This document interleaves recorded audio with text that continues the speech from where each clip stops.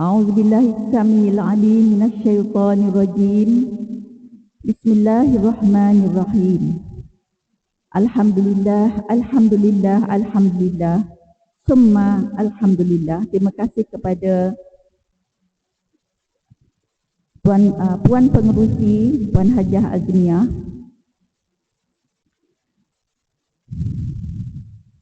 kepada puan-puan ahli jawatan kuasa Surau At-Taqwa, kepada ahli-ahli jemaah taman ataupun seksyen di sini bandar kawasan bandaraya, kawasan Bukit Bandaraya,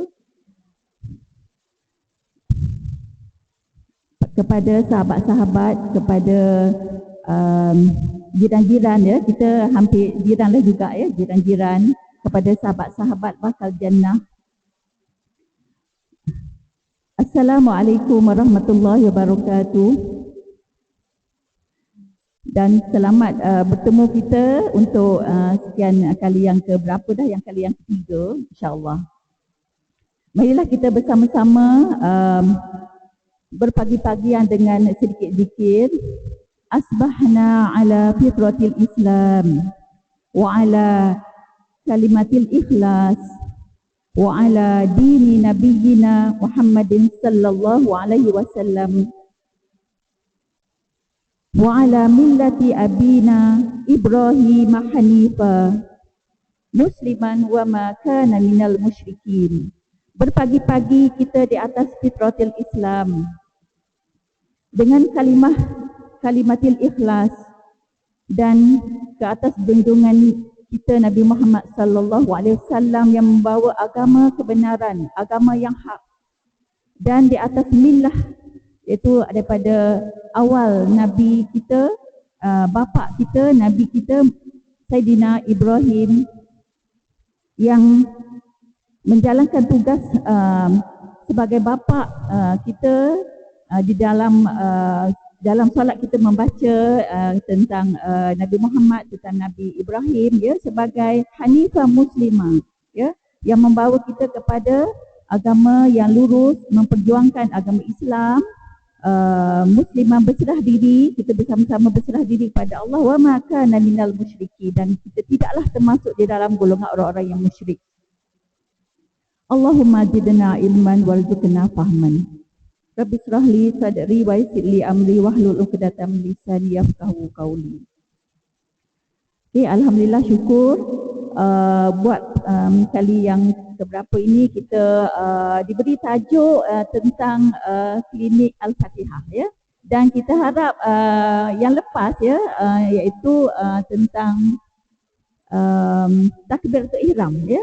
Takbiratul ihram kita sudah praktiskan ya. Sudah praktiskan dengan Allahu Akbar ya, dengan menyebut Allahu Akbar itu kita serah diri pada Allah ya, kita Allahu Akbar, kita meminta keampunan pada Allah ya, kita memuji pada Allah, kita mengagungkan dengan kalimah Allah, Allahu Akbar itu terkesan ya, yang dah kita tuntut baru ni ya. Jadi dengan kalimah-kalimah yang kita dah buat, yang kita dah ni, kadang-kadang kita ilmu itu, perasan tak? Dia datang, dia pergi. Dia datang, dia pergi ya. Jadi kita sentiasa mengingatkan ya. Jadi alhamdulillah, syukur kepada para hadirat yang dimuliakan Allah pada hari ini, yang dimuliakan Allah, yang dirahmati Allah, kakak-kakak, adik-adik yang disayangi Allah. Ya, mudah-mudahan kita bersama-sama dapat menerima sedikit ilmu ini dan kita terus dapat beramal, mempraktiskannya. Dan cara nak mempraktiskan itu supaya ia berterusan, kita perlu berkongsi ya. Kita ingatkan, kita baca di hadapan dengan anak dan keluarga kita ya, anak cucu kita ya, dengan memiliki buku yang sudah ya. Jadi buku ini saya recommend lah ya, sebab dia ni sebenarnya banyak patah-patah katanya kan. Jadi kita di sini kalau boleh dapat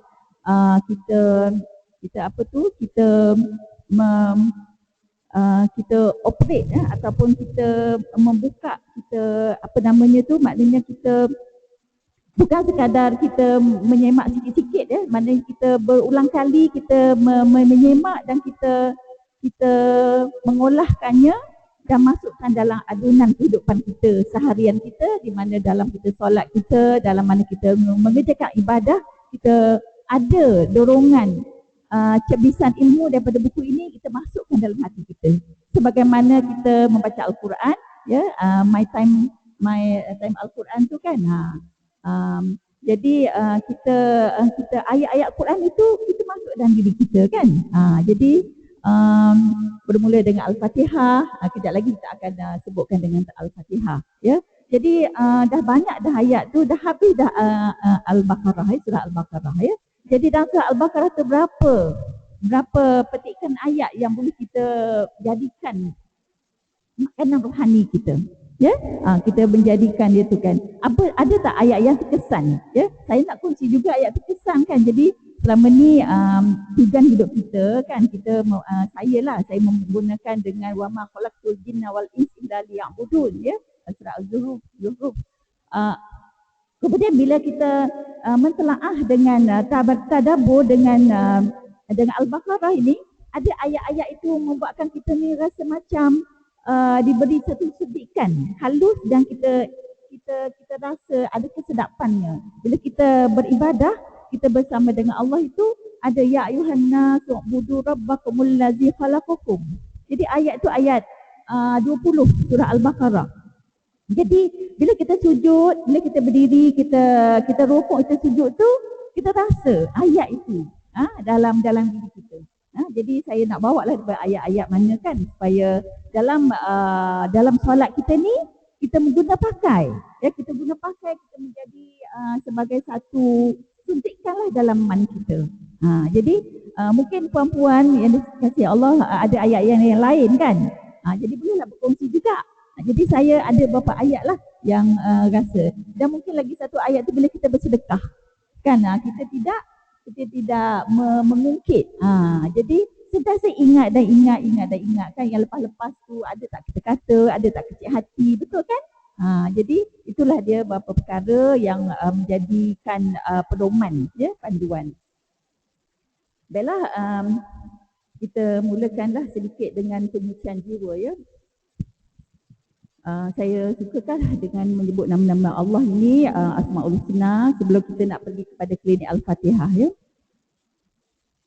Ya Allah, ya Rahman, ya Allah, ya Rahim, ya Allah, ya Afu, ya Allah, ya Ghaffar, ya Allah, ya Tawwab, ya Allah, ya Quddus, ya Allah, ya Rahman, ya Allah, ya Rahim, ya Allah, ya Jalil, ya Allah, ya Nur. Ya Allah, Engkaulah ya Ar-Rahman Ar-Rahim yang memberikan kita. Engkaulah yang Maha Pengasih dan Penyayang, yang kami tidak sedar. Engkau ya Allah sentiasa bersama-sama dengan kami. Maafkan kami ya Allah. Ya Allah, maafkan kami ya Allah. Ampunilah kami ya Allah. Terimalah taubat kami ya Allah. Kami sentiasa lalai dalam kehidupan kami ini. Semasa kami sedang bersukaria, kami tidak sedar Engkaulah yang memberikan kami kebahagiaan ya Allah. Ya Allah, bersihkanlah hati kami, jernihkanlah hati kami ya Allah, dari penyakit hati ya Allah, daripada segala karat dosa ya Allah, daripada berhala dunia ya Allah. Jauhkanlah kami daripada kotoran syirik ya Allah. Jauhkanlah daripada syaitan yang mengalir dalam darah kami ya Allah. Ya Allah, ampunlah kami ya Allah. Ya Allah ya Ghaffar. Ya Allah ya Tawwab. Ya Allah ya Allah. Baiklah. Jadi nama-nama Allah ini sentiasa dalam peringatan kita. Jadi kita pergi kepada tajuk kita. Jadi siapa yang memiliki buku ini bolehlah terus ya kepada saya ingat untuk memberitahu ya yang lepas ya. Kalau kalau muka surat 18 itu boleh stick lah ya, muka surat 18 iaitu ialah tentang 6 kunci khusyuk solat. Kalau boleh baca dan kita ambil dia punya intisari ya, dan menjadikan kita punya kunci bila kita nak solat itu 6 tu yang kita ambilkan sebagai satu panduan ya. Kan? Jadi pada saya ni kunci ni sangat penting lah. Jadi untuk obat pelalai, walaupun kita sentiasa lalai ya, saya memang lalai juga, tapi ada juga kita punya mujahadah kita berjuang untuk tidak lalai. Walaupun dia datang lalai juga sebab syaitan sentiasa ada mengalir darah kita, betul kan? Jadi itulah. Jadi saya suka sangatlah dengan tajuk-tajuk ini sebab ia adalah sebagai tajuk hubungan kita dengan Allah. Di samping tajuk-tajuk yang lain tu dia akan datang saja. Ya, tentang hadis ke dia akan datang saja. Sebagai peringatan kita sebagai ibu, sebagai isteri, sebagai anak, ya, sebagai nenek, ya. Inilah dia perjuangan kita untuk kehidupan kita sebelum kita wa ilahil masih wa ilahil nusyur. Inilah masa-masa kita ya. Tabarakallah, tahniah semua yang dapat hadir pada hari ini walaupun dalam keadaan yang rintik hujan yang tadi ya. Dalam melihat hujan tu jangan lupa pula berdoa ya. Allahumma thayyiban nafi'ah. Ya Allah, ya Tuhanku, berikanlah kami rezeki dengan hujan itu, memberi rezeki yang berguna. Dengan hujan itu ialah di mana malaikat Mikael menurunkan rezeki ya. Jadi kita minta memohon rezeki. Rezeki sihat, rezeki ilmu ya. Rezeki bahagia, rezeki ketenangan ya, rezeki kita bersama dengan anak-anak kita dapat bercakap-cakap dengan anak kita, dapat menegur anak-anak kita ya. Tentang menegur anak ini banyak soalan-soalan ni. Saya pergi masjid, pergi surau tu dia tanya bagaimana cara tegur ya, sebab kita tak lapangkan diri untuk bercakap dengan anak ya, untuk tenangkan, untuk bersama dengan anak, sedangkan itu adalah suruhan. Kita berapa kali kita bersama anak, kita tegur anak solat ke, anak buat sesuatu dengan baik, santun ke kan? Berapa kali? 10 kali, 100 kali tak cukup. Berapa kali? Ada yang bilang tu sampai 500 lebih kali. Tapi ada ustaz tu dia kata sampai 1000 kali. Jadi maknanya kalaulah suruhan tu sampai minta kita ingatkan ya, kita hendaklah berpesan pada anak tu ya, watawasabil haq watawasabil sabr. Mana kita kena berpesan pada anak tu dengan kasih sayang, bukan nak cepat-cepat. Kalau kita nak semput masa, mak nak pergi kerja ni, cepat buat kerja ni. Salat jangan lupa, makan siap, sapu sampah, gosok baju. Jadi kita macam nak cepat-cepat kan. Jadi dengan kasih sayang, maknanya kalau anak tak buat, tak boleh nak marah lagi. Kita tunjuk contoh yang baik. Jadi kita tegurlah, buat dengan sebaik-baiknya. Jadi cara menyebut tu dengan cara yang berhemat, baru anak dengar kata. Kalau nak cepat, nak marah, anak tak nak dengar kata, dia lawan. Betul tak? Ya? Saya cuba juga guna teknik-teknik begini kan tak? Saya nampak dia ada perubahan. Sebab saya pun yelah ibu yang anak ramai apa semua kan. Memang ada time nak marah kan. Kadang anak gaduh dengan anak, itu biasalah kan. Gaduh-gaduh semua tu kan. Jadi ada teknik-tekniknya. Jadi dengan belajar cara solat ini dapat kita belajar sedikit demi sedikit bagaimana nak menjadikan kita lebih santun ya, lebih santun dan sesuailah dengan kalimah dengan utlu ilaika min rabbikum. Maknanya kita hendaklah dalam surah Al-Ankabut ayat 45 hendaklah kita membaca Al-Quran ya, dengan baca Al-Quran itu kita melakukan wa aqimus solah, mendirikan solat, dan dengan mendirikan solat itu ialah kita dapat mencegah daripada perkara yang mungkar ya, dapat menjadikan kita dapat membuat perkara yang disuruh oleh Allah dan mencegah daripada mungkar. Ini yang susah ni. Kenapa orang kata solat kan, tapi buat juga yang tak baik. Ada yang tak kena tu, betul kan? Ada. Jadi sekarang ni kita datang ni untuk saya juga untuk membaiki apa yang tak kena tu. Macam mana nak mencegah? Solat tapi marah kat suami, bergaduh dengan suami, ada yang tak kena tu. Marilah kita sama-sama mencari apa kesilapan-kesilapan untuk saya jugalah ya. Jadi cuba lagi. Dalam 1 tahun tu tak pernah gaduh dengan suami, ada tak? Ada tak? 1 tahun tu tak pernah suami nak masam muka dia tak? Tak tahulah mungkin apa dekat sini tu orang yang bagus-bagus ke, jadi sentiasa berkasih sayang dapat suami yang bagus ke kan, tak pernah ke, itu nikmat daripada Allah lah tu, itu rezeki besar betul lah ya. Tapi kalau setengah-setengah tu memang ya yang bersuami lah ya, kalau yang tak bersuami maknanya mungkin dengan ahli keluarga yang lain kan, maknanya dengan serata kita lah. Ya, okey baik. Jadi muka 18 dah sudah ya. Jadi lihat 6 kunci kehadiran hati. Maknanya bila kita nak solat itu kehadiran hati. Jadi Al-Fatihah ni ada kehadiran hati. Ya. Dalam membaca apa-apalah, mula-mula kita baca doa iftitah ada kehadiran hati. Membaca Al-Fatihah, membaca tahiyat, ya, membaca doa semasa duduk antara dua sujud ada kehadiran hati. Jadi kehadiran hati ni bagaimana? Jadi mestilah memahami bacaan. Dah lama dah hafal kan? Kalau kita dah hafal, dah lama dah faham dah, perlu tak kita tengok balik? Perlu tak? Perlu tak puan? Perlu. Ya? Macam saya ni banyak kali lah. Dalam 1 tahun tu nak semak lagi. Ada lagi ayat takbir tambah lagi nak kongsi dengan orang ramai kan. Jadi nak semak lagi. Kalau ada tak betul, tolong ingatkan saya. Jadi itulah dia maknanya, sebab Allah itu bersifat sangat berhati-hati ya, Al-Khabir. Ya Allah ya Khabir.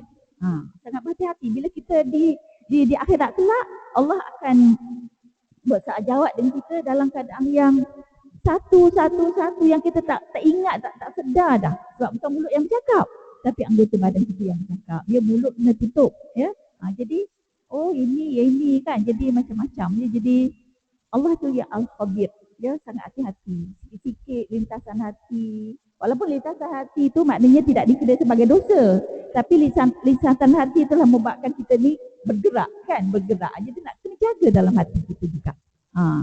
Apalah orang tu aku tak sukalah dia. Lintasan hati. Nanti bila kita bertindak, kita buat tu, kita terkasar. Betul tak? Terkasar. Jadi macam tak cantik lah kan. Dari segi ilmu tasawuf itu tidak kita bertemu dengan Allah dalam keadaan yang kurang lah. Jadi dengan kita minta maaf, ya afu, ya ghafar, ya tawab, itulah sebagai untuk memberikan kita keampunan pada Allah Subhanahu Wa Taala. Dan solat itu pun juga adalah untuk memohon ampun pada Allah. Yang kedua, memahami makna. Memahami makna. Ya, kalau test seorang-seorang ni lancar tak? Lancar kot. Lancar lah ya. Okey, ada soalan tak? Saya ada satu soalan ya. Dia tanya, Ustazah, kalau kita baca dalam solat, kalau kita baca ayat-ayat itu, adakah kita kena ingat satu-satu patah maknanya ataupun kita faham saja? Ada tak soalan macam tu? Tak ada. Tak apalah, saya jawab je lah ya. Okay.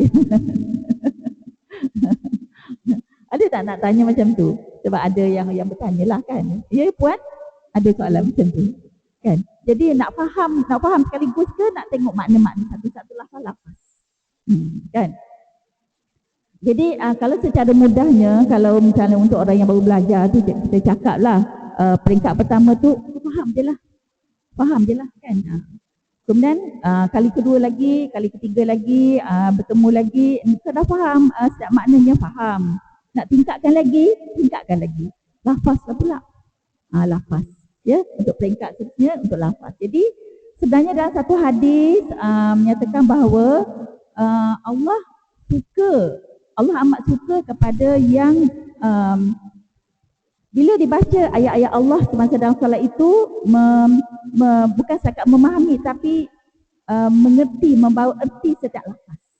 Ada hadis dia. Macam ni hadis dia ialah apabila seorang itu tidak melunakkan solat, ya, saya dalam bahasa Melayu lah sudah mudah kan. Apabila ia mengerjakan solat, dia menunaikan wuduk dengan sempurna. Kemudian di atas sejadah menghadap kiblat, membaca doa. Kita ambil satu doa ya.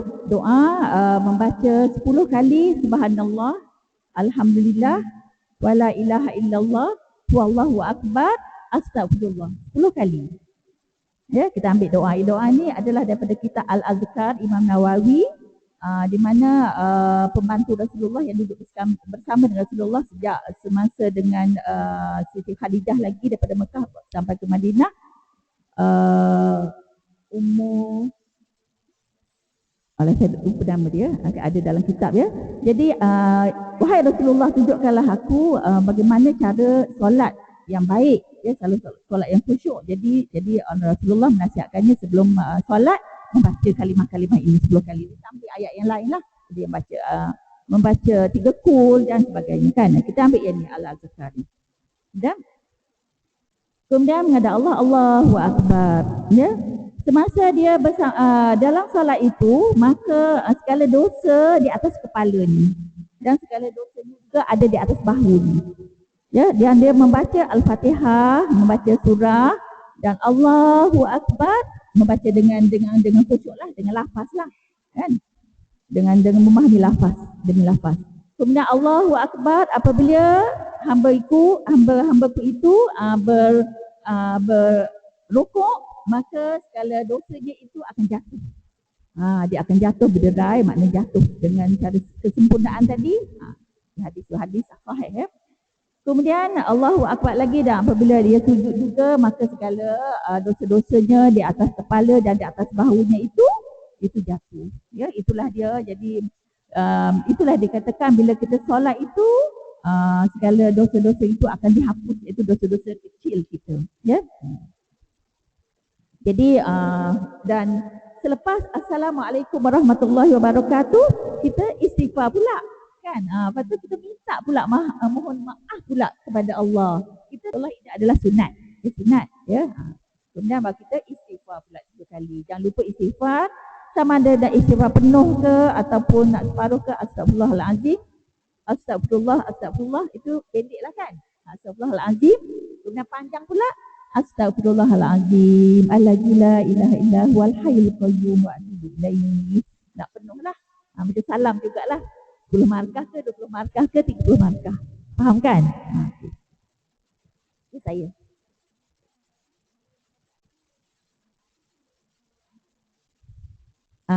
Subhanallah. Alhamdulillah. La ilaha illallah. Allahu Akbar.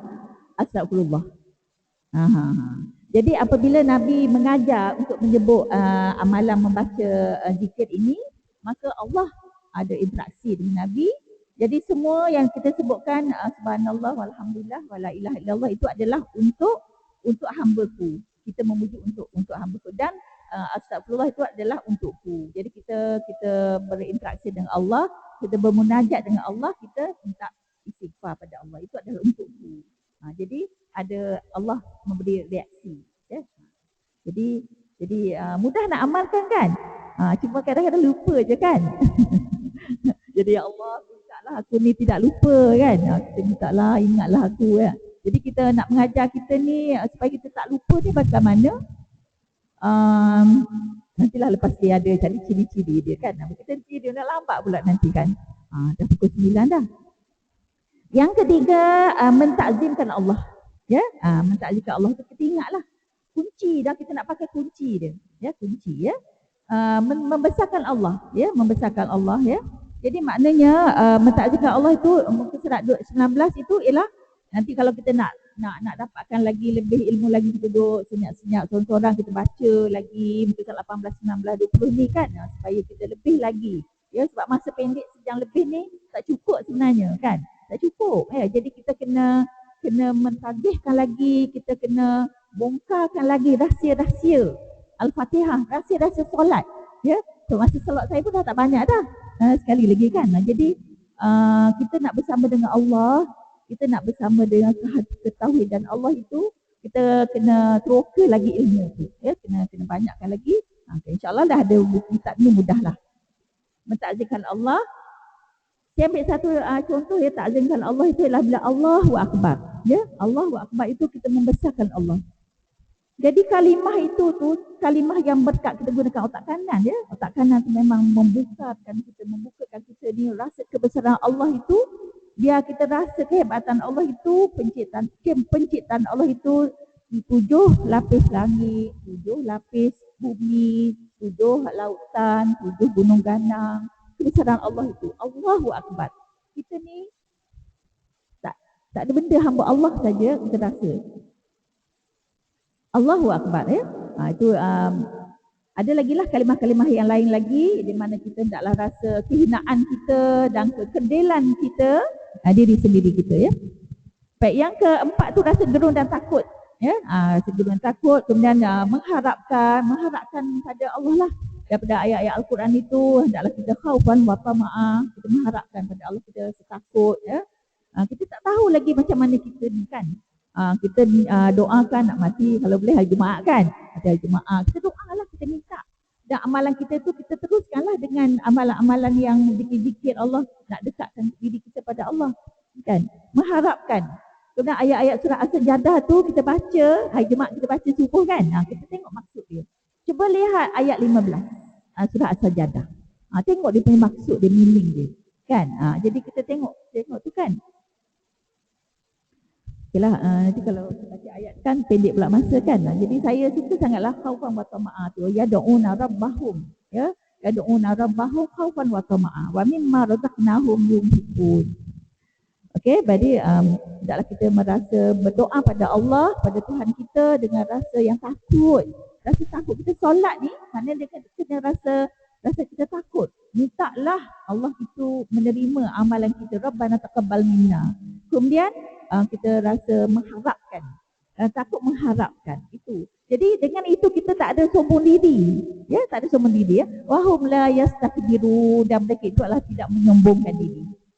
Jadi dengan Allah kita rasa kehambaan, kehinaan kita sebagai hamba Allah. Dengan orang ramai tu kita rasa saya menyayangi, ya Allah mintalah kita didiklah hati kita, bimbinglah hati kita ni supaya kita rasa orang ni semuanya ahli syurga. Ya, ahli syurga kan. Kita mengharapkan ke sana. Ahli keluarga kita, sanak saudara kita, jiran-jiran kita. Kebencian itu dia akan jatuh. Ya, ketidaksukaan kita tak akan jatuh. Bila kita betul-betul merasakan ta'zim Allah, rasa mengharap, kunci itu dia akan jatuh. Sebab apa? Kalau kita tak suka tu, kita doakan dia. Betul tak? Kita, ya Allah, kenapa teruk sangat tu? Mak bapak balik haji tapi anak pakai seluar pendek. Dia teruknya. Tapi kita kata apa? Oh, satu hari nanti dia akan sedarlah, insya-Allah kan. Akhir-akhirnya doa kita tu kita nampak dia dah pakai elok dah. Dah elok dah, tak ada lagi lah. Syok-syok tak ada lagi dah. Dah pakai tudung, dah elok dah kan dah. Maknanya kita sukalah kan. Kita suka. Jadi itulah sebagai contoh lah. Mengharapkan. Rasa malu. Kita masa malu kita takutlah Allah tak terima kan. Ya Allah, aku rasa malulah kalau Allah tak terima. Sebab apa? Ada ulama ya, imam apa ya, bila solat tu Assalamualaikum warahmatullahi wabarakatuh, dia tutup. Dia rasa malu. Sebab apa? Dia anggap bahawa sembahyang kau ni ada tak pocok ni, jadi seolah ada kain tu samput kat muka tu. Ya Allah, terimalah amalan aku, takutnya kalau Allah tak terima. Rasa malu. Kan? Jadi itulah dia kunci induk ya, 6 kunci itu ya. Jadi disebut sebagai iman ya, sebagai iman kita pada Allah dan hari akhirat ya. Itu dia ya. Okey, sampai 21 ya, kita harap kita dapat kan. Kemudian 6 itu 6 perkara, masuk lagi 4 perkara, buku 21, 22, 23 saya tak nilah ya, boleh baca sendirilah. Ada 4 lagi perkara. Faktor tu ya, maknanya kita bila sentiasa auzubillahi minasyaitonirrajim. Nanti bila kita nak baca surah, nak baca Al-Fatihah, bermula dengan auzubillahi minasyaitonirrajim. Itu dia punya faktor-faktor dia. Itu ada sunat ya. Kalau kita tak buatlah ustazah, tak buat tak dapat sunat lah. Jadi kita buat, di samping kita dapat sunat, kita dapat faktor untuk khusyuk. Ya. Kemudian yang lain lagi tu bolehlah kita semak ya. Kita pegang Al-Fatihah ya. Al-Fatihah ni macam manakah cara kita nak bermunajat ya? Macam manakah, dah lama dah kata macam mana kita nak berbual dengan Al-Fatihah. Ya, dah cuba dah tak rasa pun. Terfaham tak makna munajat? Munajat tu maknanya ialah sembang. Munajat sembang antara dua, sembang dari hati ke hati yang tidak ada dinding. Tak ada dinding. Dia sembang. Ya, maknanya orang yang kita sembang tu Allah yang sangat mulia. Sebab kalimah munajat tu bukan kalimah biasa-biasa. Ya, kalau kita berbual dengan orang sama darjah manusia dengan manusia kan. Itu berbual lah, bersembang. Tapi nak bagi faham. Nak bagi faham apa dia munajat itu. Sembang sebenarnya. Tapi macam mana kita bersembang dengan Allah? Ambul dengan Allah kita boleh bersembang ke? Jadi nama kalimah dia ialah bermunajat.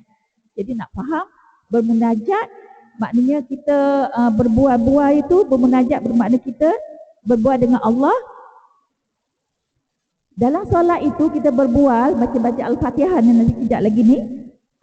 Kita berbual tu diisi dengan persembahan amal kita. Persembahan amal kita, ikrar kita. Kemudian aduan kita mengadu kepada Allah. Iyyaka na'budu wa iyyaka nasta'in. Kita berbual, kita memunajat, kita mengadu dengan Allah. Aku bermohon padamu ya Allah. Aku bersembah padamu ya Allah.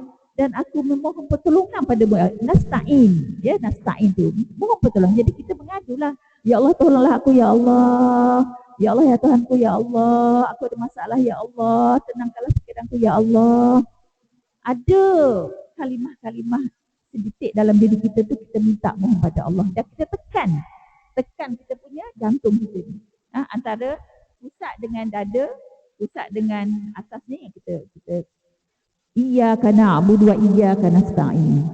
Kita bermunajat, kita ada tekan. Kemudian bila kita angkat ni kan, itu adalah pengakuan kita, ikrar kita.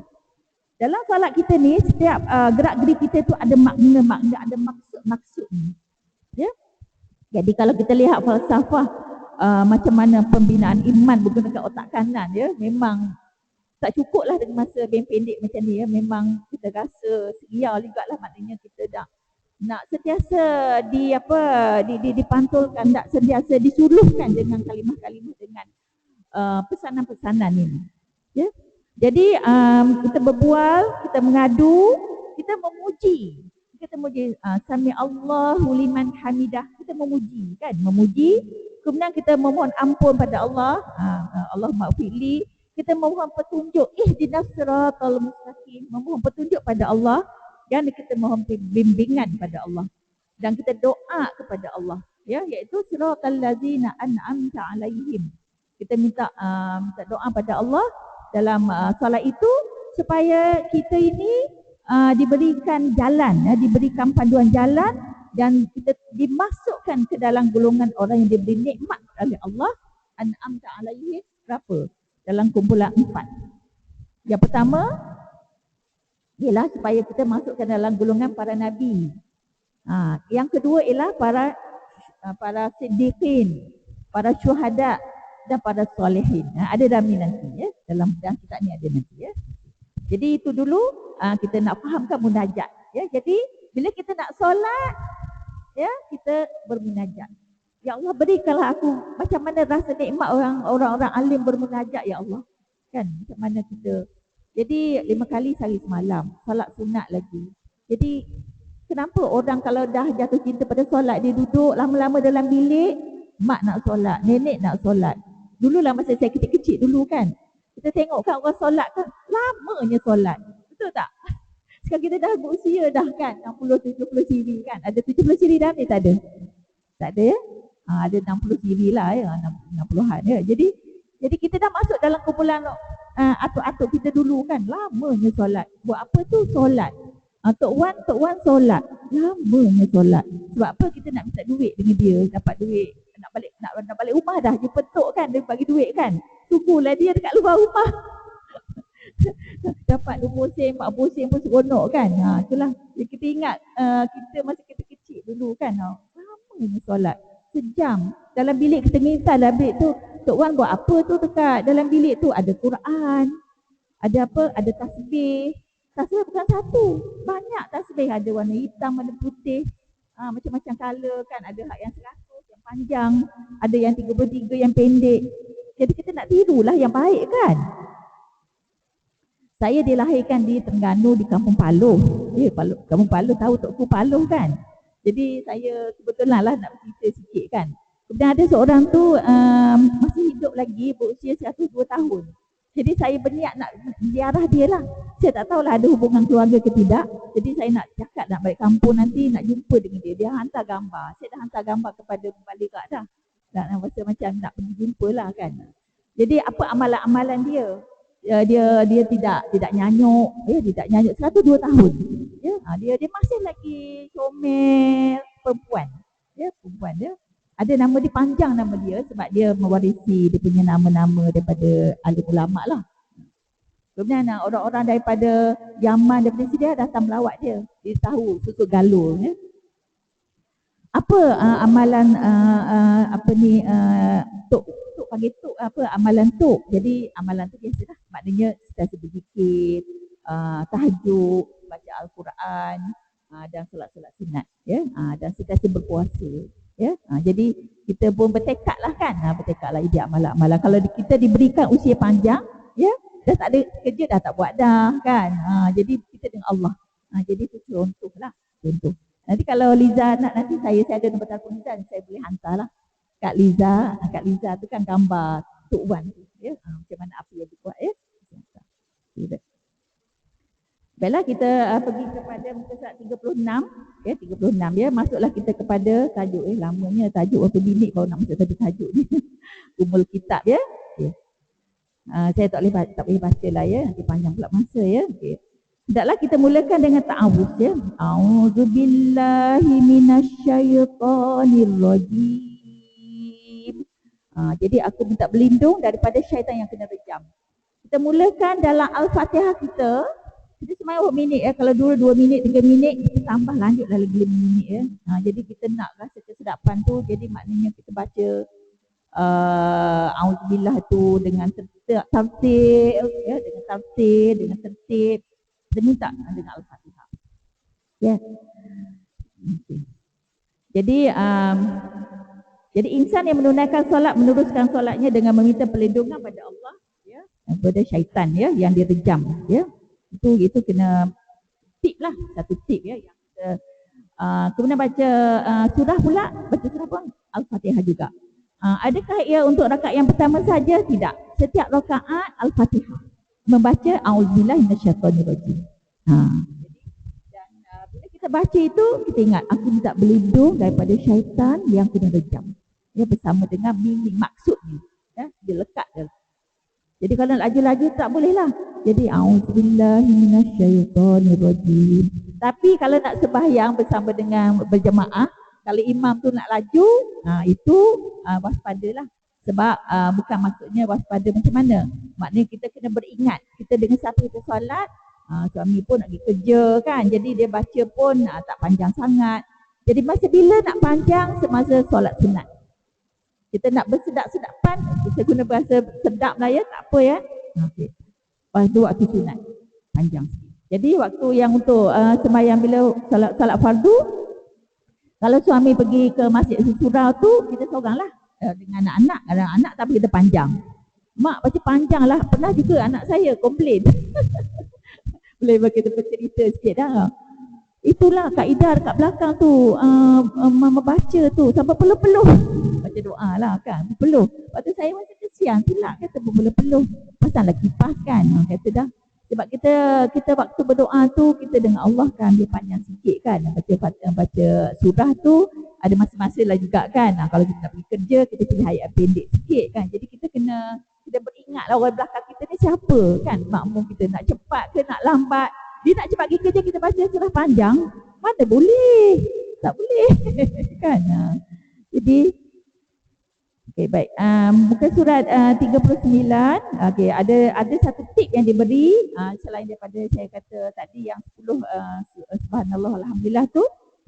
Kita baca doa untuk hasutan syaitan tu supaya kita dapat mengikis dari syaitan itu. Rabbi a'udzubika min hamazatis syayatin. Ini pun selalu dibaca oleh imam kat surah kami lah. Jadi bila kita tengok imam ni selalu baca doa ini A'udzubillahi Rabbi Rabbi a'udzubika min hamazatis syayatin. Rupanya dalam buku kita pun ada, kita pun tahu kan. Inilah dia catatannya. Wa a'udzubika rabbi ayahdurun. Apa makna dia? Ya, apa makna ya? Jadi orang-orang muda ni untunglah ya, dari muda-muda lagi dah dapat tip dah. Jadi kita amalkan tu alhamdulillah bagus. Wahai Tuhanku, aku berlindung pada Engkau daripada hasutan atau sentuhan syaitan, dan aku berlindung pada Engkau daripada kehadiran. Jadi kita nak tolak syaitan tu. Semasa dalam solat kita tu, dia datang mengganggu kita ni. Ya Allah, bantulah aku untuk syaitan tidak kacau aku. Ya, kita minta dengan Allah. Nanti. Jadi. Kemudian kita pergi muka surat 41 ya, yang banyak ya yang kita nak kena baca kan. Jadi ini sebagai inilah anugerah di rumah lah ya untuk kita baca. Okey, yang tentang syaitan tadi ada diterangkan ya muka surah Al-Isra ayat 63 65 tu, muka surat 40 tu memang jelas sangatlah. Jadi saya tak bacalah sebab masa pendek kan. Jadi muka 41 basmallah, bismillahirrahmanirrahim ya. Jadi kita baca dengan bismillahirrahmanirrahim.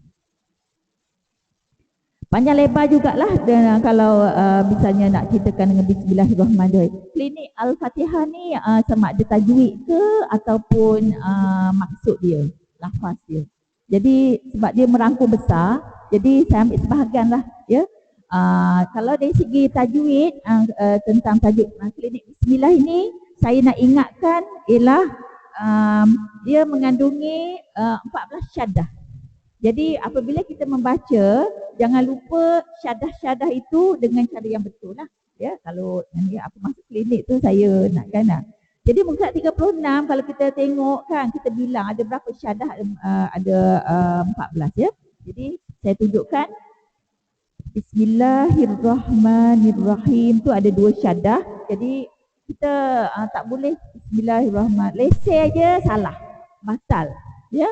Sebab dalam solat itu tidak dinamakan solat tanpa Al-Fatihah. Al-Fatihah ini adalah sangat seganding dengan solat. Tanpa Al-Fatihah tidak ada solat.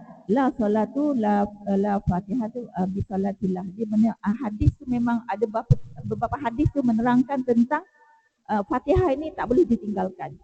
Kalau kita solat berjamaah, kita dah mulakan Al-Fatihah. Kemudian kita tak tahu imam itu cepat ke lambat. Sekali kalau lambat, selamatlah kita. Kalau kita tak tahu, kita berhati-hati. Kita tak baca dulu Al-Fatihah, kita tak tahu sejauh mana lama berapa minit kan kita baca doa iftitah sahaja tanpa Al-Fatihah. Boleh ke tidak? Boleh. Itu selamat. Sebab bila kita nak baca Al-Fatihah, kita habiskan. Ya, tak ada rasa tak ada.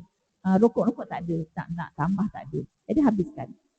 Jadi kalau ni kan jadi terpaksa lah, jadi kita kena berdiri sampai habislah. Jadi habiskan Fatihah, barulah rukuk dan sujud kita. Jadi kita tak kena tambah 1 rakaat. Ya, tak bersama dengan imam. Kita lambat, muafiq ya. Yang lambat masuklah maksud saya ya. Kalau rakaat kedua ketiga tu okeylah. Jadi kita kena tahu ya Al-Fatihah ini adalah sebahagian rukun yang tak boleh kita tinggal. Tak boleh. Jaga. Ya. Kita nak khusyuk lagi maksud dia. Nak habiskan lagi. Macam-macam ni dah kepala ni. Sebab itulah bila otak kita bekerja, otak kanan kita bekerja sebagainya, kita tak nak nyanyuk. Okay? Tak jadi pelupa sebab kita bergerak. Bergerak. Kan? Jadi itulah kelebihan orang solat. Kelebihan orang membaca Al-Quran. Ya. Ya.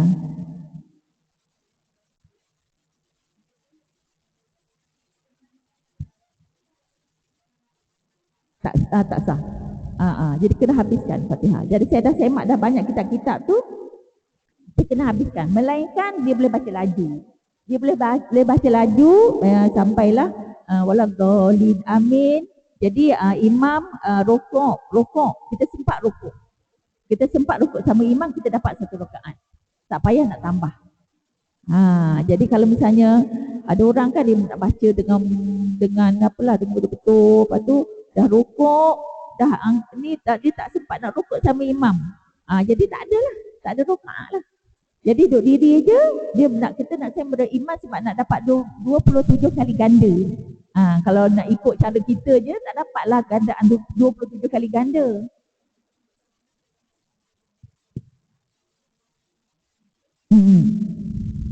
Sujudlah. Ya. Sujudlah. Ya, betul.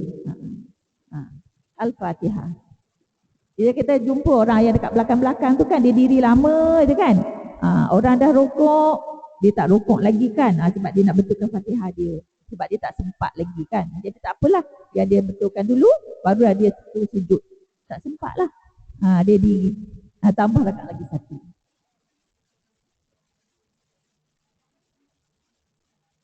Doa iftitah.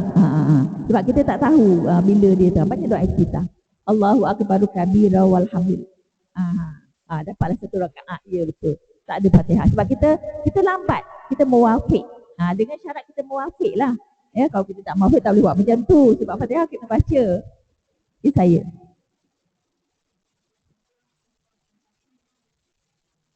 Imam baca cepat. Ya, macam tadilah. Sebab masalahnya imam cepat kan. Ya.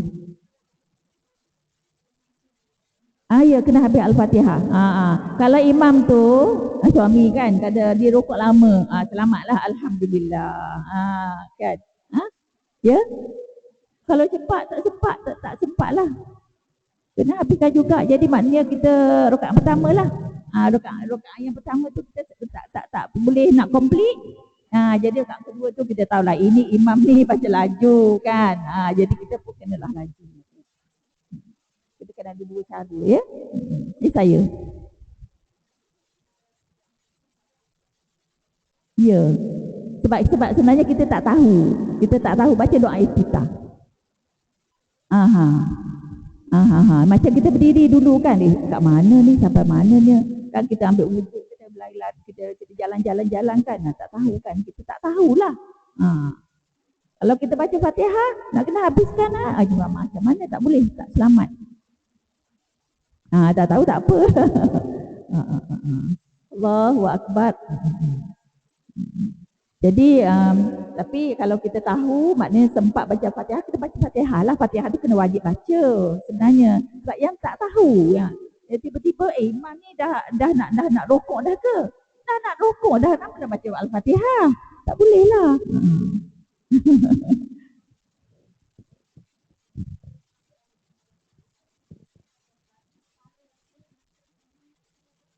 Itu Ustaz dia kata maknanya dia tinggalkan Fatihah. Apa yang saya dapati daripada buku-buku rujukan yang buku-buku fiqh, dia kena habiskan. Itu yang saya berpegang pada ayat itulah, sebab dalam hal-hal ini ialah dia ada khilaf kan. Jadi saya berpegang pada itulah. Jadi dia kena habiskan. Dah banyak jugalah beberapa orang jugalah ustaz yang saya dengar tu dia berpegang pada inilah. Tapi kalau ada yang nak pegang tu terpulanglah, kita tak boleh gaduh-gaduh.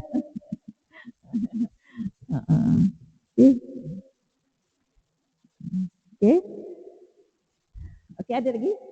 Ada. Okey. Sebab dalam nak menyampaikan ni banyak buku rujukan ya. Jadi pada yang sahih, yang apa semua tu kan kita kena nilai, kita kena hati-hatilah ya bab-bab macam ni ya. Jadi tapi kita kena terbuka, kena open ya. Jadi ada ustaz-ustaz yang berpegang pada sekian-sekian itu kan. Kadang-kadang saya pernah jugalah nampak kan ustaz tak tengok kitab itu. Saya pernah juga ustaz ni cakap satu peringkat je kan tak. Ada kitab-kitab yang lain lagi kan. Dia punya apa sahih dan sebagainya kan. Tapi tak apalah sebab semuanya adalah dikira amalan soleh ya. Kita tak kata orang tu betul tak ada ya. Jadi semuanya amalan soleh ya. Saya suka dengan Ustaz Dr. Nizam UIA ya. Dia menyampaikan ya, orang tu beramal untuk peringkat yang pertama tu itu amalan soleh. Lepas tu dia naik lagi amalan soleh, naik lagi amalan soleh. Jadi maknanya atas dasar kita belajar kan step. Allah bagi ilmu kan satu-satu kan. Jadi kita semuanya amalan soleh.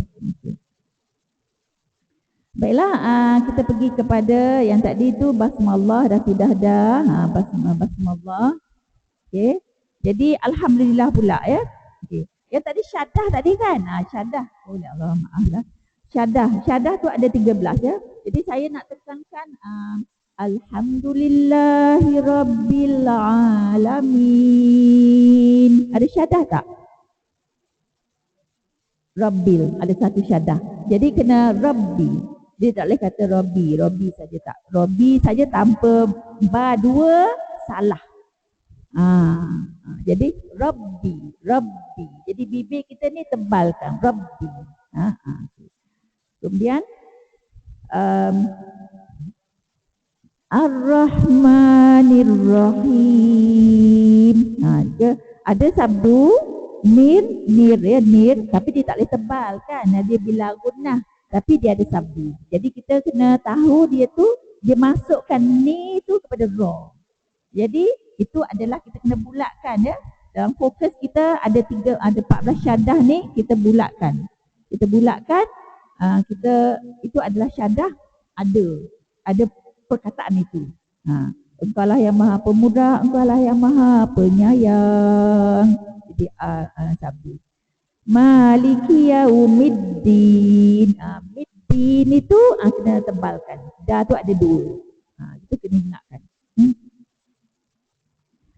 Iyyaka na'budu wa iyyaka nasta'in. Iya tu kalau tak ada iyyaka, tak ada sabdu, maksudnya jadi lain. Aku sembah matahari. Kalau tak ada ya dua. Jadi kalau ada ya dua, aku menyembah engkau ya Allah, dan aku kepada engkau lah tempat aku menyembah, dan kepada engkau lah tempat aku meminta pertolongan. Kena ada iyyaka, iya. Jadi kita kena hati-hatilah bagi ibu-ibu yang anak-anak kecil nak solat lelai. Saya ingat saya dululah nak bersolat cepat-cepat. Iyyaka na'budu wa iyyaka nasta'in ihdinas siratal mustaqim. Ya Allah, betul ke tidak ni ya Allah. Jadi takutlah. Jadi bila kita solat kita nak laju-laju tak betul kan. Kita takut Allah tak terima solat kita. Amal-amal yang lain tu patutlah kita ni marah aja, marah ke anak, marah. Jadi tak tahu apa dosa kita kan. Kita sebab saya suka nak salahkan diri kan. Apa silap aku ni kan. Kita tak nak silapkan orang kan. Apa silap aku ni? Rupanya solat ke tak betul ke, nak cepat ke, nak apa ke.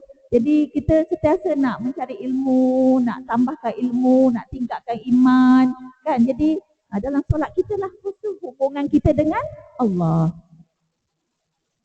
Ihdinas siratal mustaqim. Mustaqim. Okey. Sama ada itu 2 harakat atau 4 harakat atau 6 harakat. Kalau kita nak fahamkan sebab Allah suka kepada orang yang membacanya ialah memahami, mengikuti setiap lafaz tu. Kalau buat 6 harakat itu memang best. Tapi tak kira lama lah. Kalau 4 harakat pun okey juga. Kalau 2 tu dah keadaan laju sikit kan. Tapi kalau yang panjang tu rasa puas.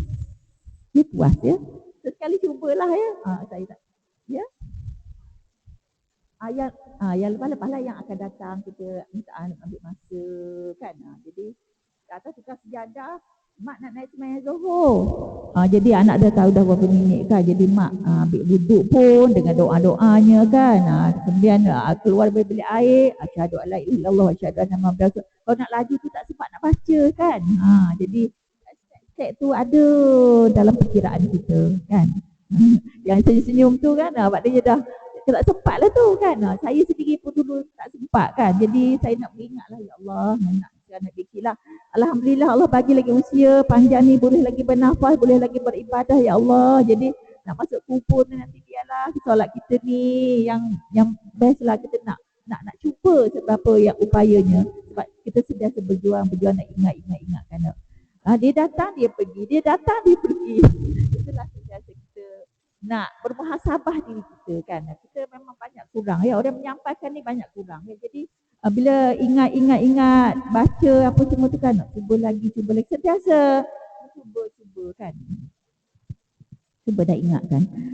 Kemudian iyyaka na'budu ihdinas siratal mustaqim. Tunjukkanlah kami jalan yang mustaqim. Ini adalah doa ya, ihdina.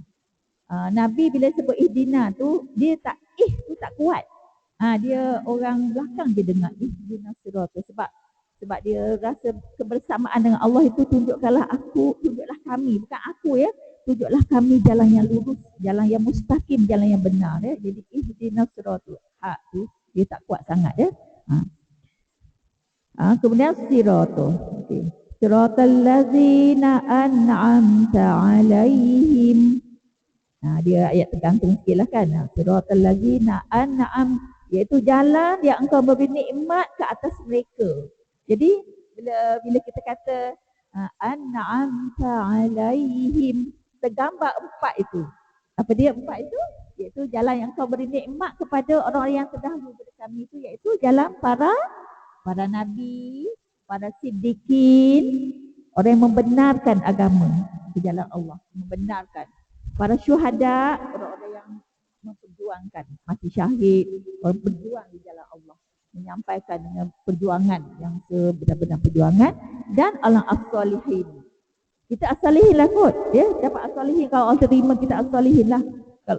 Kalau kita ni lebih lagi kan, kita anak-anak pinak kita, budak kita kan kotlah jadi syuhada ke kan, kemudian siddiqin ke, maknanya peringkat iman kita lah, kita mendambakan empat golongan ni yang bagaimana kan. Jadi doa kita syurga yang tingkat 7, 6, 5, 4, 3, 2, 1 pilihan. Kalau nak pergi sekarang, nak pergi holiday, nak pergi mana, first class, second class, bukan tu 5 bintang, 5 bintang ada 6 bintang, jadi itulah. Jadi kita nak cubalah yang terbaik kan.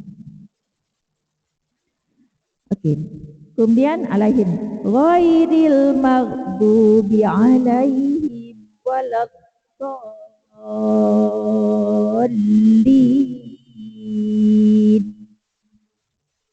Habis lin tu hilas, jangan sambung cepat amin ya. Habiskan dulu. Waladdallin. Kemudian amin. Kalau nak laju tu, saya dululah mungkin silap. Waladdallin amin. Kena matikan dulu. Din tu kena matikan. Matikan, kalau boleh tarik nafas kan, walaulah amin. Sebab kita mengharapkan amin itu ialah daripada para malaikat di langit sana mengaminkan kita, memohon doa kepada kita supaya diampunkan dosa kita. Apabila kita baca serentak dengan imam baca seorang, kalau kita baca bersama-sama dengan solat berjemaah serentak dengan imam, maka itulah yang mendapat keampunan daripada doa para malaikat di langit. Itu hadis sahih. Ya. Jadi ada orang baca amin, ada orang tak baca amin. Sebab apa dia baca amin? Saya ingat dulu masa bibik Indonesia kan, dia baca amin kuat. Kata, kenapa dia baca amin? Rupanya dia dah belajar dah lama dah. Kita ni diam je dulu kan. Bila tadi, patutlah. Jadi kita mengaku kalah lah walaupun dia bibik kan. Isa macam mana? Amin macam mana? Dah lama dah tahu. Alhamdulillah. Puan Hajah dah lama dah tahu ya. Jadi amin tu kita macam kita kuatkan, kita sama ada sir, rahsia ataupun jahat kuat kan. Jadi kita lebihkan kepada jahat yang tidak kuat lah. Jadi cara-cara solat tu sama ada dalam hati, sir ataupun jahat kuat. Okay. Itu dia. Jadi semuanya ada berapa syadah. Jadi kita semak, jadi kita tulah dia. Itu ini Al-Fatihah kan. Kemudian kita ada berapa minit lagi? Setengah jam lagi ke? 10 ya, setengah jam lagi. Saya jawab. Okay. Jadi saya harap boleh baca sendirilah dari segi maksud dia ya. Sebab sebenarnya banyak perkara-perkara yang boleh kita ni kan daripada Al-Fatihah tu memanglah satu hari satu buku pun ya, buku lagi tebal pun ada kan. Jadi kita pergi pula kepada yang kedua iaitu i'tidal. I'tidal ya. Okay. Yang lepas tu kita pergi kita buat rukuk ya, rukuk. Macam mana sekarang ni rukuk? Kita rasa kehambaan kita, ketundukan kita, kepatuhan kita, ketaatan kita semasa kita rukuk ya. Maknanya kita buat tu, kita ada maksud dia ya. Bila kita rukuk tu, jadi sekarang ni lepas kita rukuk, kita bangkit nak itidal pula. Ya, nak itidal ya. Jadi kalau tempat surah lain tu mereka praktiskan sama-sama, ada 2-3 orang kat depan dibuat sama-sama. Jadi tak apalah, kita teori dulu lah ya, teori dulu ya. Jadi semasa kita itidal, apa yang saya nak tekankan ialah kita berdiri tegak. Maknanya tulang kering kita tegak ya, seperti alif. Ada dalam Arabi tu dia tulis seperti umpama alif lam ha, Allah tu berdirinya seperti alif, maknanya tegak ya. Bila kita rukuk sami Allahu liman hamidah, saya buat macam ni boleh ya. Sami Allahu liman hamidah, kita rukuk ni kan kena subhana rabbiyal a'la, subhana rabbil azim wa bihamdi. Jadi ya, kita letak air pun tak jatuh ya. Sebagaimana Nabi selalu ala kama salaitum usalli, Nabi menyebut hendaklah kita sembahyang ikut cara Nabi, tegak. Kemudian subhana rabbiyal azim wa bihamdi, subhana rabbiyal azim wa bihamdi. Sami Allahu liman hamidah ni macam ni.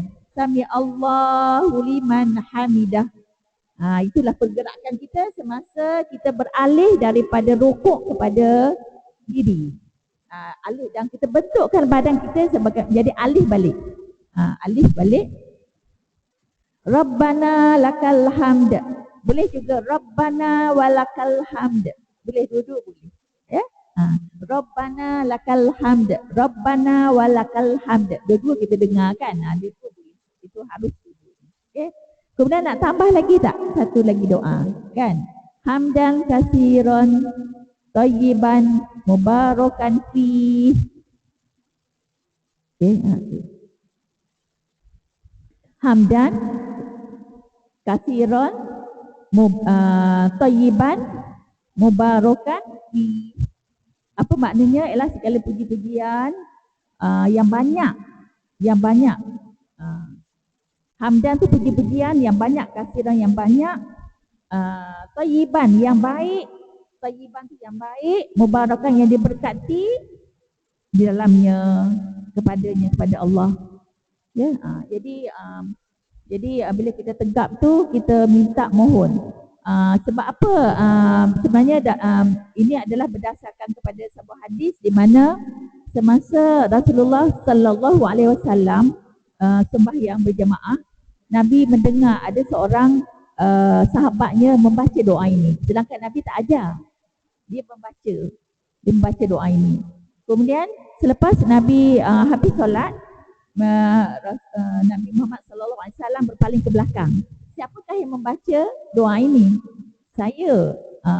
Ana ya Rasulullah. Itulah lebih kurang ya, ana Rasulullah. Kemudian aku dapati, Rasulullah berkata, aku dapati bahawa ada lebih 30 para malaikat sedang berlumba-lumba untuk mencatat pahala.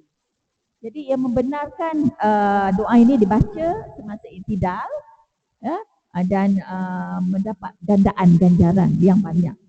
Jadi bagi pada kita yang belajar ni, kita cuba nak menggandakan ganjaran dalam solat kita ni, kita bacalah doa ini kan. Ada yang dah hafal dah ayat ni kan? Dah hafal dah? Jadi tak apalah, belum je. Ya, dia dalam buku ya. Sampai 9 ya. Jadi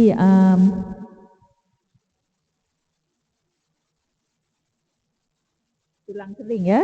Jadi tulang kering, betis, lurus hingga ke peha. Ya, hingga ke peha. Itu ialah semasa kita rukuk ya. Bila kita diri tu, dan apabila kita diri tu ambil masa ya untuk kita tegakkan badan ya. Bila kita diri tu mungkin tak tegak lagi badan, kita kena tegakkan badan ya. Ini saya pernah ditegur. Saya macam nak gelak juga kan. Bila guru tu datang, ya, saya kena buat dulu ya sebelum saya kena tunjuk pada orang yang lain. Jadi saya buatlah mungkin segan dan sebagainya kan. Jadi saya gambar juga. Bila saya berdiri tu, saya tak tegakkan badan. Tegakkan dulu badan. Saya ingat sangat sampai bila-bila saya kena ingat perkataan itu, saya kena tegakkan badan saya, kena luruskan tulang kering kita tu.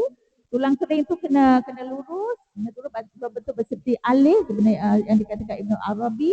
Jadi Jadi kena ambil masa. Jadi dia tak mudah untuk terus sujud. Betul tak? Jadi kena ambil masa. Dan Nabi bila rukuk berdiri sama lama. Jadi kita nak rasakan kenapa lama berdiri itu. Kalau kita solat sunat tasbih, lama berdiri kan? Lama kan? Jadi taklah lama macam tu. Tapi maksudnya kalaulah kita Subhana rabbiyal azim wa bihamdi. Subhana rabbiyal azim wa bihamdi. Subhana rabbiyal azim wa bihamdi. Sami Allahu liman hamidah. Rabbana lakal hamd. Hamdan kasiran tayyiban mubarakan fi. Diri lama kan tak? Kemudian Allahu akbar. Tangan kita ke bawah. Ya. Okey, tangan kita ke bawah lah, ya. Tangan kita bisa sami Allah. Saya kena berdiri buat saya ni suka nak bangun juga ya. Boleh ya? Okey, boleh juga. Alhamdulillah.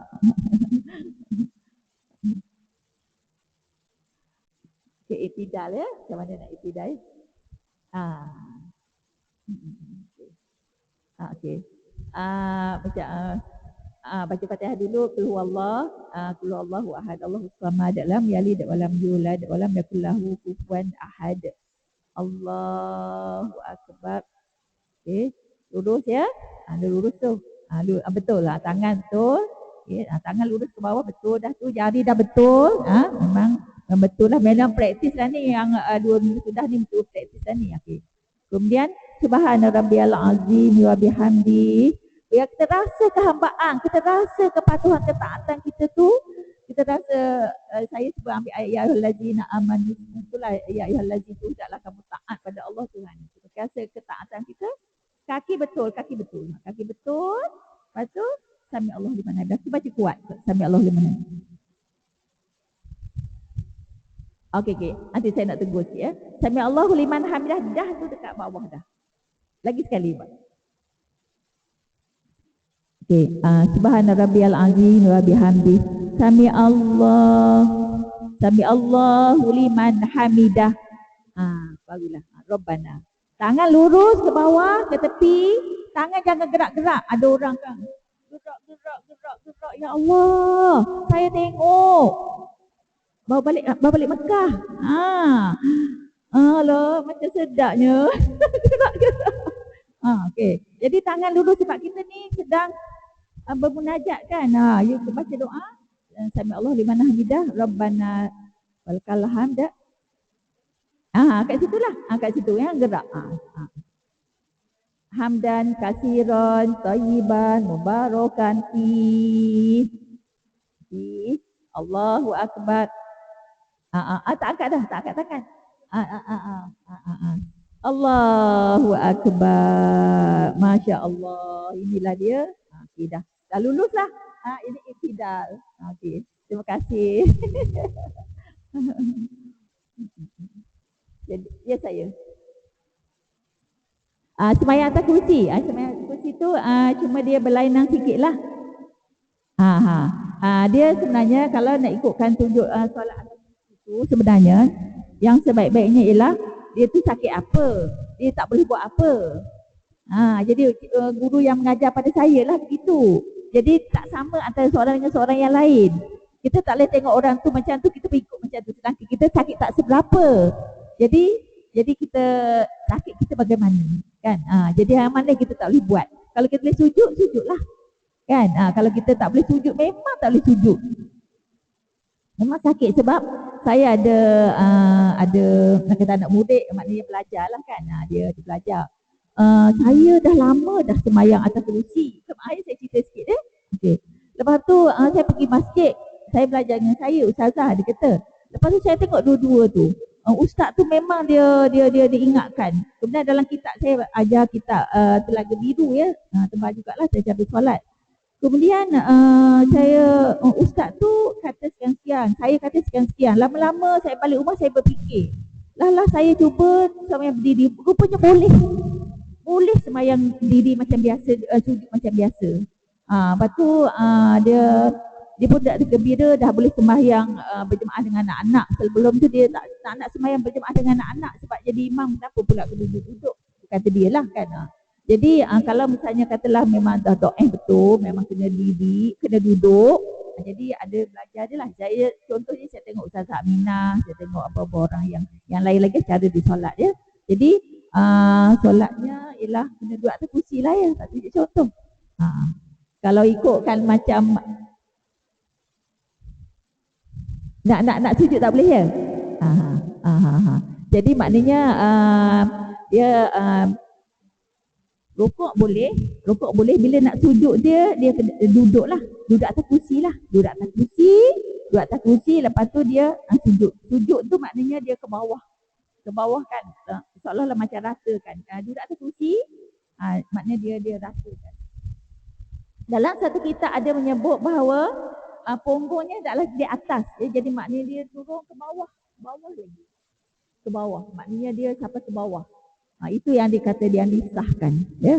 Jadi maknanya, tapi kalau kita tak mampu, kita rasa sakit, tak buat apa yang kita mampu, mastata'tum. Jadi kita berdasarkan pula tak iza amrukum bi amrin yatlu fihi mastata'tum. Berdasarkan pada hadis ini, hadis sahih ini, jadi kita memang kita rasa tenanglah dengan hadis ini dan kita buat apa yang kita mampu, setakat yang kita mampu, kita tak boleh nak lebih kalau tidak kita rasa sakit. Jadi nak khusyuk lagi, nak tenang lagi, nak baca lagi, nak faham makna lagi kan. Jadi kita buat yang mana kita mampu. Jadi maknanya antara seorang tu tak sama. Jadi maknanya kita subhana rabbiyal a'la wa bihamdi, tangan kita tu ada yang tangan ke bawah. Ya, dia bermacam-macam ya. Jadi itu ialah khilaf. Tak asal nak gaduh khilaf ya. Ustazah Aminah tangan dekat bawah. Ustazah Aminah tahu kan? Datin. Tangan dekat bawah. Jadi subhana rabbiyal ya. Subhana rabbiyal a'la wa bihamdi. Kita rasa ketundukan kita, kehambaan kita tu, jadi adalah atas ni. Atas ni kan. Subhana rabbiyal a'la wa bihamdi. Kemudian okey. Itu apa tu? Rukuk kan? Rukuk ke sujud? Sujud. Sebab ini sujud. Rukuk dan sujud sekali lah. Jadi kita masuk sekali lah tajuk kan. Jadi kemudian rasa kehambaan tu sebab saya nak feel tu kena ada kan. Subhanallahil a'la wa bihamdi. Kemudian Allahu akbar lah. Yang tu sampai Allahu akbar ya, baru duduk antara dua sujud dan baca ayat doa. Ya saya. Nak lipat kaki sakit.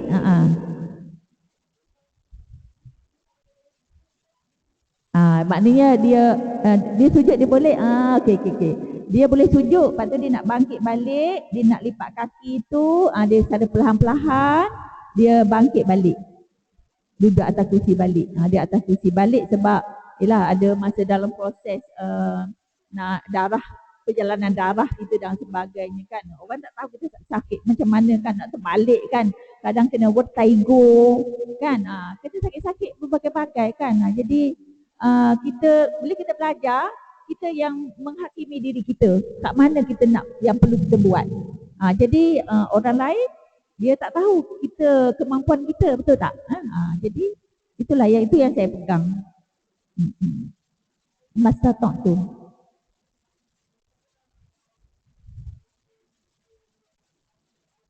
Tak boleh duduk tahiyat awal.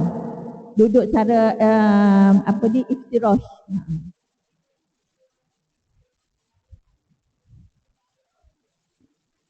Boleh. Sebab dia tak boleh duduk, jadi dia duduk ikut apa yang dia mampu nak duduk. Mastata'tum. Jadi berdasarkan pada hadis itu kita buat yang itulah.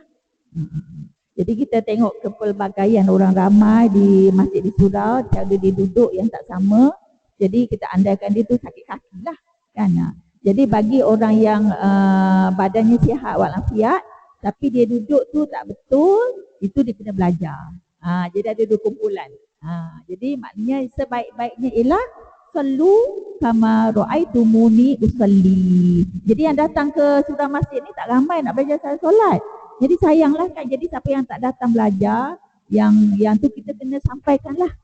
Sampaikanlah. Kita nampak kita jumpa dengan atas dasar rasa niat kasih sayang kita pada mereka, kita sampaikanlah pada mereka. Ya, jadi sebab tak ramai yang berupaya nak datang kan. Jadi itulah pesanan kita. Ada 4 minit lagi untuk soal jawab. Dah. Dah habis je? Okey. Okey. Yalah, kalau ada soalan-soalan lagi dinikahlah, dipersilakanlah. Okay. Jadi itu iktidal. Saya nak ingatkanlah tomak ninah. Ya, apa-apa setiap rukun, iktidal ni adalah rukun yang ke-6. Ya, rukun kita yang ke-6 iktidal. Jadi tomak ninah ni apa? Iaitu maksudnya ialah subhanallah. Dia subhanallah pendek kan? Pendek je subhanallah. Tapi kalau kita ni belajar campur dengan sunat-sunat dan sebagainya tu kan memang panjang maksudnya kita, sebab kita nak rasakan kebersamaan dengan Allah, ya. Kalau nak ikut yang rukun, nak cepat itu subhanallah sahaja. Itu dia tomak ninah, ya.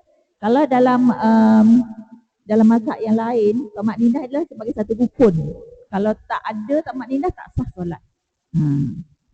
Kita dalam Imam Syafi'i ada 13 rukun. Dia tak masukkan dalam tomak ninah, tetapi dalam setiap satu tu iktidal dengan tomak ninah, rukuk dengan tomak ninah, itu dengan tomak ninah. Ya. Jadi okey, baik. Semasa kita iktidal tu tidak boleh ada niat lain. Kita nak bangun, misalnya kita terkejut, kita bangun tu tidak kira. Terkejut, misalnya dia sebut di sini kan, misalnya kalau ada ular, dia terkejut. Sebenarnya dia tak niat untuk dia nak bangun, tapi dia terkejut. Jadi dia kena buat balik lah. Dia betul-betul dia terkejut sekejap kan. Lepas tu ular pun dah lari dah kan. Katak pun dah lari dah kan. Lipah pun dah lari dah kan. Macam-macam kan. Lepas tu dia terkejut, dia terbangun kan. Jadi kena duduk balik. Sebab itu dia tak dikira. Jadi duduk balik, barulah iktidal yang betul-betul. Iktidal yang betul-betul. Jadi itulah dia beberapa perkara dinamakan tata cara iktidal yang sempurna. Ya, yang sempurna itu ialah ada yang sunat lah. Kalau iktidal ini dia mesti angkat tangan. Tangan kena angkat. Ada orang muda tak nak angkat tangan. Iktidal. Betul tak? Ya, misalnya yang tadi tu kan, yang contoh tadi kan. Kebanyakannya anak saya pun dia macam dia nak cepat tu kan. Saya tegur lah. Bila sudah yang tadi yang buat contoh tadi tu kan, bila dah rokok bangun tu tak angkat tangan. Dia selamba je kan, tak angkat tangan. Bila angkat tangan tu adalah sunat. Kita nak sunat, kita nak banyak ganjaran, nak beratkan pahala timbangan di hadapan Allah, nanti takut menyesal, kurang pahala kan. Jadi itulah kita mengumpul seberapa banyak pahala-pahala sunat, ya, itu ialah ikut Nabi. Kita sayang Nabi kan, kita selawat pada Nabi kan, banyak selawat pada Nabi kan. Jadi kita banyak zikir itu untuk menguatkan tali kita kepada kecintaan pada Nabi. Ya, jadi itulah cara kita sebelum kita mengucap kalimah syahadah kan, kita nak sebutan yang terakhir lah, la ilaha illallah kan. Jadi itulah dia cara kita dengan biar kita hampir dengan Nabi kita. Ya, dengan banyakkan perkara-perkara sunat yang kita lakukan, ya. Jangan nak kata alah, apalah sikit-sikit nak sunat. Semayang pun dah mujur dah. Mak nak tengok saya semayang ke tak ni? Mak ni banyak sangat nak cakap itu. Itu orang muda kan. Biasalah mak tu kena ni lah kan. Jadi step lah dengan anak-anak muda kita kan. Maksudnya tak kecil hati kot. Sila apalah kita ni kan. Kita ni dakwah ni lebih-lebih. Dia tak belum bersedia lagi kan. Sebab nak dakwah tu kena istighfar dulu kan. Rupa-rupanya kita belum istighfar kan. Belum istighfar. Sebab sebelum nak berdakwah itu, tip-tipnya ialah bangun pagi lah. Pagi ke siang ke malam tak kira kan. Baca Al-Fatihah untuk Nabi Muhammad, ya, untuk ibu bapa kita, untuk suami kita, untuk anak-anak kita, untuk diri kita, Al-Fatihah. Kemudian istighfar 100 kali. Baca lagi Al-Fatihah. Nak dakwah dengan anak kita ni kan. Lepas baca Fatihah, baca pula selawat. Lepas tadi istighfar 100 kali, selawat 100 kali. Baca Fatihah pula. Banyak baca Fatihah sebab Ummul Quran, ya. Fatihah inilah sebagai doa. Doa ya. Doa tu banyak doa tu dalam kalimah-kalimah itu.